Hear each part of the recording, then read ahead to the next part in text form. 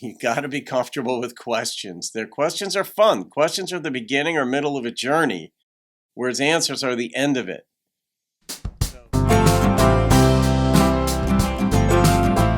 Hey folks, welcome to the channel. I'm Don. Right now, the channel name is Trickle Down Philosophy. I may keep that, I may not. It had been Thinking Theology, which was just covering theological, atheistic topics, but some folks got the idea that I was promoting theology or encouraging it, and so it's kind of a shallow perspective that the folks who came at me said. Now, I was not defending theology. I don't. I'm agnostic, but I leave the door open. I just know the limits of our knowledge, human knowledge, what we can know, what we can't know.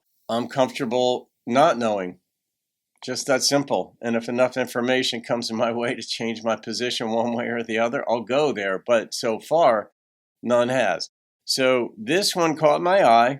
Bill Nye, Does Science Make Room for Philosophy? And when I saw the title, I'm like, I love it, because I was a philosophy major back at Rutgers back in the day. And I took a philosophy of science class with Tim Maudlin. He was the professor at Rutgers. He's now at NYU, and Rutgers and NYU go back and forth with being the number one or number two philosophy department in the country.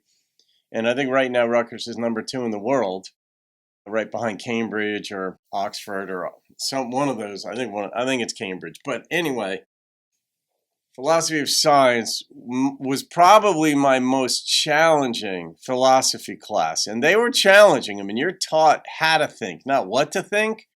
But my God, what you're exposed to in philosophy of science was just a whole different ball game. So let's see what this one's all about. Bill Nye, Does Science Have All the Answers, or should we do philosophy too? Everything is philosophy. Everything. Maybe I'll do a video on that one day, but everything involves contemplation. Those who don't get into nuance, those who don't get into large-scale thinking are not really thinking.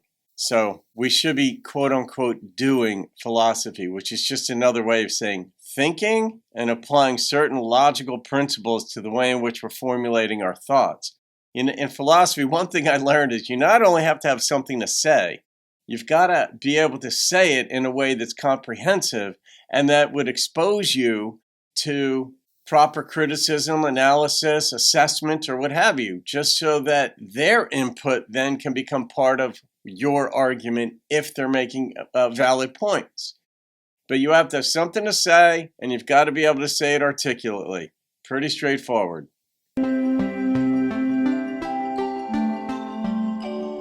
Hey Bill, Mike here. I'm a philosophy major in college right now, and I'm looking for your opinion on the subject. Some of the scientists like Stephen Hawking and Neil deGrasse Tyson have brushed it off as a meaningless topic. I'm just wondering about your thoughts on the subject. Mike, this is a great question. I'm not sure that Neil deGrasse Tyson and Richard Dawkins, two guys I'm very well acquainted with, have declared philosophy as irrelevant and blown it off, in your term. I think that they're just concerned that it doesn't always give an answer that's surprising.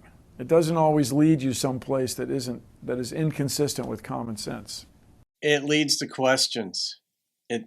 And that's, you got to get comfortable with questions if you want to be a philosopher, or really just if you want to have fun in life. Don't be so wedded to answers. You got to be comfortable with questions. Their questions are fun. Questions are the beginning or middle of a journey, whereas answers are the end of it. So which is more fun, the search or the result? And it often gets back to this question: what is the nature of consciousness? Can we know that we know? Are we aware that we are aware?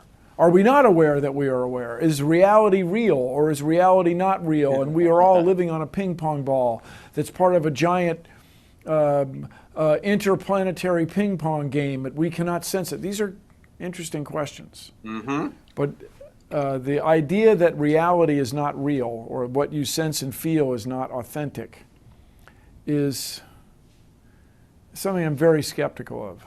I mean, I think that your senses and the reality that you interact with light, heat, sense of touch, taste, smell, hearing, absolutely hearing, these are real things. And to make a philosophical argument that they may not be real because you can't prove, like for example, you can't prove that the sun will come up tomorrow. Correct. Not really, right? You can't prove it till it happens. But I'm pretty confident it'll happen. It's part of my reality. The sun will come up tomorrow. Right. And so philosophy is important for a while, but it's also, I get where Neil and Richard might be coming from. I call him Richard. Might be coming from, where you start arguing in a circle where I think, therefore I am. Well, what if you don't think about it? Do you not exist anymore? You probably still exist, even if you're not thinking about existence. I never heard that before. And I like so, it. But then is it impossible to not think? Like a corpse that you see lying on the ground, right? Somebody's alive. We refer to that person as him, her, right? Then when they die, just think about how we use language. We don't refer to them any longer. They're dead now on the ground.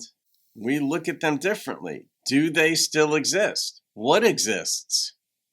Their humanity doesn't exist any longer. It's only now by memory. Now, how does that connect at that point to existence, the nature of it? This being is no longer thinking. That's the idea.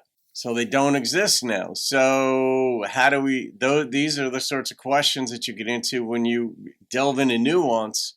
But I do like the way he's presenting this. I do like he's creating questions that, I'd not thought of that perspective. This gets into the old thing. If you drop a hammer on your foot, is it real or is it just your imagination? You can run that test, a couple times, and I hope you come to agree that it's probably real. It's a cool question. It's important, I think, for a lot of people to be aware of philosophy, but just keep in mind, if you're spending all this money on college, and this also may be where Neil and Richard are coming from, philosophy degree may not lead you on a career path. It might, but it may not. And just keep in mind, philosophers are much more sought after now in the workplace, because when you want outside the box thinkers, you want people who can lay out arguments for things. Those are the philosophers. Not exclusively, but they're trained.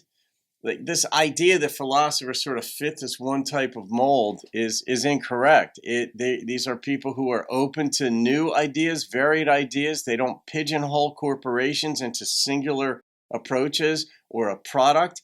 It's like, what can we do here to spice this thing up? And a philosophical mindset, when you're trained in many, many different types, you're exposed to many different types of argumentation on the same subject. What makes something right?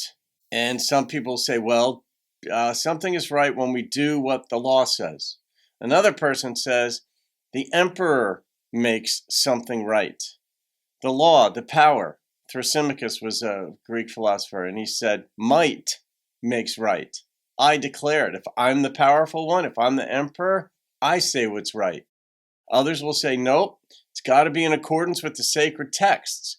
God said it. That's what makes something right. And then you're exposed to all these different ways of looking at things. And that's where this perspective of philosophers, of like the one that's just sort of like the hippie out there, is incorrect. They are now much more sought after on Wall Street. Certainly, it's a good preparation for the legal profession, where you have to understand multiple sides of an argument and even anticipate where opposing counsel is going to come at you, what they might say as a matter of argumentation to convince the jury of a given thing. And you need to be prepared for that.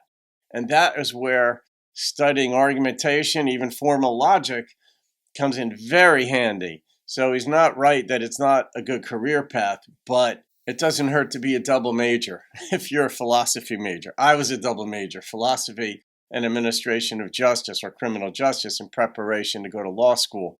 And then I wound up opening a business instead that succeeded. So it just goes to show that you could switch gears as a philosophy major. So if you're in philosophy watching this thing, don't disparage based on what's being said. There's no box to put philosophers in. Philosophers can put others into a box, and that's not even appropriate. because we're all philosophers of one sort or another. Some are just more, as he said, aware of what we're aware of or not aware of, and we get comfortable with both of those scenarios.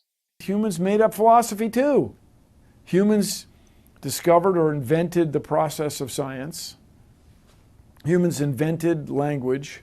Humans invented philosophy. So keep that in mind, that when you go to seek an absolute truth, you're a human seeking the truth. So there's going to be limits. But there's also going to be things beyond which it doesn't matter.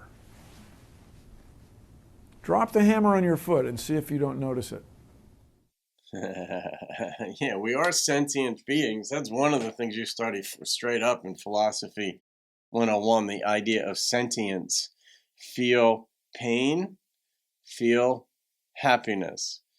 And sort of, what is it to be human? You answer, what is a person? You get into basic questions like these that just seem like all these fluff. And then as you start seeing, wow, I've never really thought about this, and there's a lot of joy in thinking about these things and parsing them.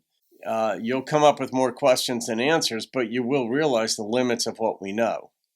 And like you said in the beginning, are you aware of what you're aware of? Are you aware of your limits, as he said? But the notion that philosophy is sort of like a sub-branch, if you will, of human endeavor, I think is improper. I think philosophy is just the love of wisdom, etymologically. And he is right, though. I mean, go ahead, drop a hammer on your foot, see what happens, and make your account of that. Do you exist or do you not? You know, some college students might borrow from Descartes and say, I drink, therefore I am, especially when you have the hangover.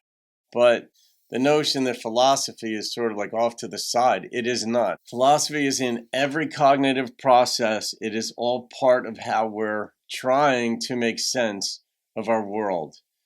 Whether you've got philosophy of language, philosophy of science, philosophy of mind, philosophy of religion, it all involves how are we going to assess this? And it involves thinking. That's for Descartes. He said, even if I'm a brain in a vat, there's something doing the thinking. Something is perceiving what's going on out there, and therefore I am. Therefore I exist. So anyway, all right, guys, leave your comments. It's fun to think about these things, even if we don't get more answers. Have a great day. See you on another video. Please subscribe and like, and keep thinking philosophically.